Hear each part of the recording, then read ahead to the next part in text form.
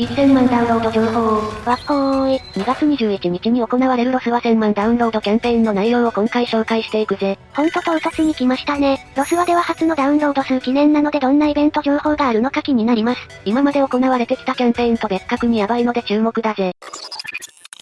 それでは早速1000万 DL 記念キャンペーン内容を紹介していくぜ。まずはじめに1000万 DL 記念パワーアップお祈りが開催。1000万ダウンロードを記念して、特別祝詞を使用するお祈りを開催されるようだ。特別ノリとは、2月に1日からのログインボーナスで獲得できるので、しっかりログインしよう。また、特別祝詞と新アイテムパワーボールを合わせて使用することで、より豪華な内容にパワーアップしたお祈りができるようになるそうだ。なにパワーボールって？それについては全くの不明だな。パワーボールについては、後日お知らせがあるようなので続報を待っておこう。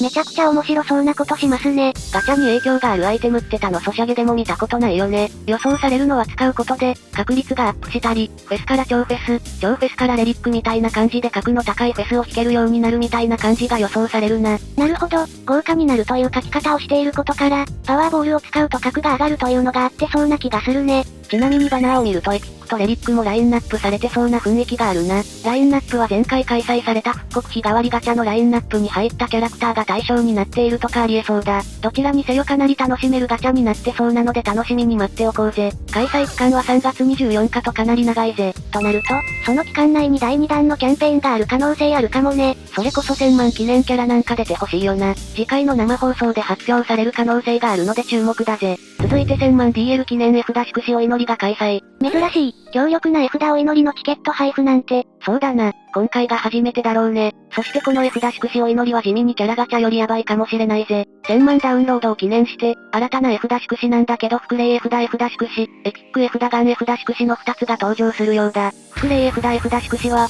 VS フクレイで獲得できる絵札が必ず手に入る祝詞となっているそうだ。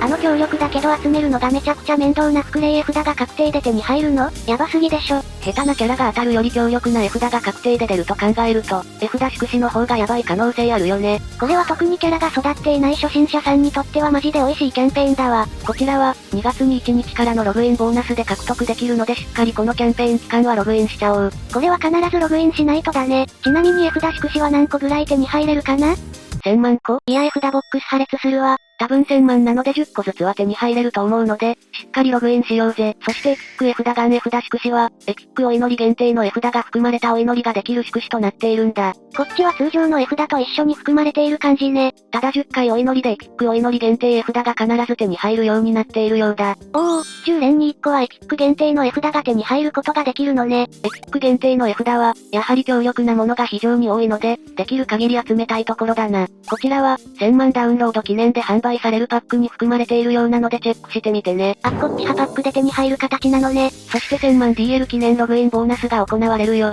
1000万ダウンロードを記念したログインボーナスを開催予定だ。先ほども言ったように特別祝詞フクレイF祝詞などが獲得できるため、毎日忘れずにログインしましょう。今回のキャンペーンはログインが重要ですね。続いて新たな永遠戦線ランキング戦が開催されるようだぜ。スコアを競うランキング形式の永遠戦線を開催するようだ。ランキング戦はこれで2回目だね。こちらは2024年7月31日に早期開催として登場した高難易度コンテンツ。永遠戦線ランキングでは、最大30人の少女を活用してボスキャラを撃破するコンテンツとなっているよ。そして次回行われる永遠戦線は本戦となり、ランキング形式になったんだ。ランキングということで自分の順位に応じて風決勝、再戦、称号がもらえるんだ。風決勝ももらえるのはでかい。再戦はいらんけど、称号に関しては3001位以降は銅の称号、3000から11位は銀の称号、10位から1位は金の称号だぜ。称号はその都度行われる永遠戦線によって違うようだから、どうでも獲得しておくといいよ。また前回同様なら参加賞として玉形白を獲得することができますよ。一定のスコアは出さないといけないんだけど、非常に簡単なノーマルクリアでもらえれる程度のスコアなのでこれだけはゲットしておこう。今回は1000万ダウンロードを記念してスコア達成報酬に円環神決勝フクレイF祝詞などが用意されているそうだ。ここでもフクレイ絵札が手に入れるんだ。どうやらフクレイ絵札を見つめ直した結果、もう少し獲得しやすいようにしてくれるようだな。というか報酬で円環神決勝も珍しいですな。かなり豪華仕様だよね。ちなみに円環は少女転生を行ったキャラクターに使用するアイテム。少女転生に必要なアイテムではなく、転生をした後に、花嫁衣装モチーフの特別な着替え衣装と交換するのに必要なアイテムとなっていますよ。ちなみに花嫁衣装はイベント、ボーナスの対象になることもあるので、結構持っておくとでかいぜ。このアイテムの入手方法は社務所で福チリ300個と交換するしかなく、その福チリは片白に使うケースが多いのでありがたいですわ。あと神結晶はどれぐらいもらえるのか楽しみなところだな。自分の編成と適正難易度を探してハイスコアを目指しましょう。前回のアップデ情報でも言ったように、現在メイン探索のドロップ率が3倍キャンペーンをしているので、今のうちに霊力絵札など強力な絵札を集めておくといいよ。やはりキャラクターをたくさん使う永遠戦線は霊力補給が乏しい L1 キャラなんか使うケースが多いので霊力絵札は今のうちに確保しておいた方がいいな。了解です。続いて仲間情報修正があるそうだ。おお、情報修正きたー。情報修正は転生マス強化と違ってかなり当たりが大きいので期待だな。ゆかり様とか、みよいちゃんは大化けしたからね。みよいちゃんに関しては未だに彼女しか持っていない、クリティカル攻撃力アップランク2を2段階アップなんてもらえたからな。しかも今回はなんと5人もの仲間の情報修正を予定しているようだぜ。ほほう、5人もあるのか。それで誰が情報修正されるのかね。対象の仲間などの情報は、後日お知らせされるので、続報をお待ちくださいませ。21日に発表かな。ワンチャン青レイムとかあるでしょ。それはめちゃくちゃ激アツだな。視聴者の皆さんは誰が情報修正されると思うかよければコメントで教えてくれよな。続いて衣装イベントの常設化が決定したぜ。それはどういうことですか？過去に開催された衣装を獲得できるイベントが常設化されるようだ。ああ、メイド用務の衣装みたいな感じか。そうそう、イベントが増えすぎて復刻では対応しきれなくなったゆえの常設化という感じでしょうが、これに伴ってイベント形式も大きく変更されているよ。常設イベントはおおむね1回やりきったら、あとは絵札ドロップを狙うかどうかという立ち位置になったんだけど、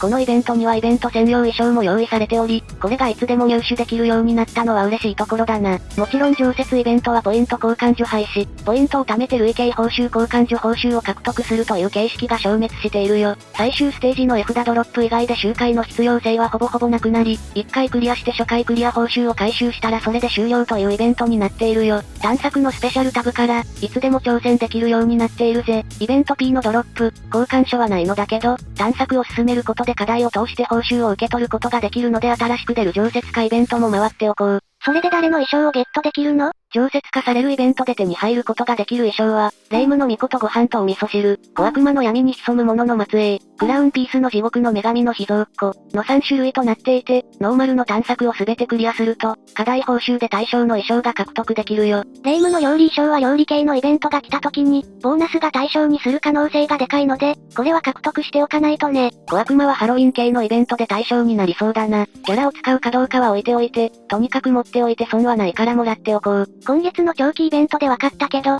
ボーナス衣装が一つあるだけでも段違いで周回の落差が違いますからね。ちなみに、キャラクターを持っていなくても、ボーナス衣装は効果が発動するので、対象のキャラクターを持っていない初心者さんも必ずゲットしておこう。続いて綾の特ダネ超更新。1200円で最大1300個の神結晶が獲得できる綾の特ダネ超のシーズンを更新されるよ。綾の特ダネ超は、日々の課題で獲得する取材ポイントによって取材レベルを上げ報酬を獲得するバトルパスコンテンツですよ。1ヶ月に50レベルまで上げると1300個の神結晶が獲得できて、究極的に神コスパです。でもなんで今なの？などと。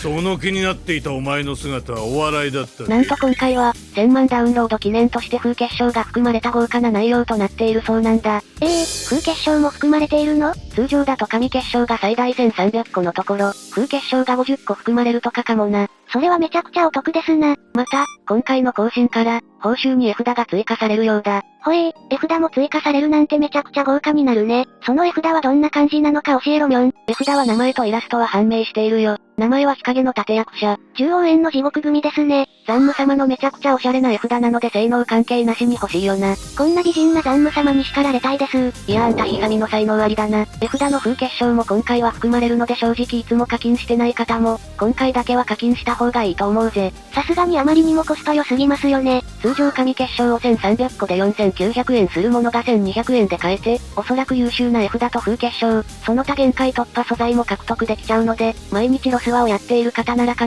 ず買った方がいいよ。たまに開く程度の方はレベルを上げられずに、報酬が獲得できないので、おすすめはしないけど毎日やってる方なら絶対買った方がいいね。なんせ最近は人気キャラクターばかり出て、風結晶もなくなっている頃だし、言うてる間に5周年も来ること考えると買った方がいいね。ぜひみんなも検討してみてくれ。私もエンジョイ勢なので基本あまり課金しないけど、今回は買いますわ。さて今回の需要はここまで。1000万ダウンロード記念キャンペーンちゃんと激アツなものにしてくれて、運営様素晴らしいですよ。21日には新しい長期イベントも始まるので、しっかり準備しておこう。もし少しでも役に立ったと思ったら、チャンネル登録はハードルが高いと思うのでコメントか高評価だけでもよろしくお願いします。また今週のアップで情報も紹介しているので合わせて見に行ってみてね。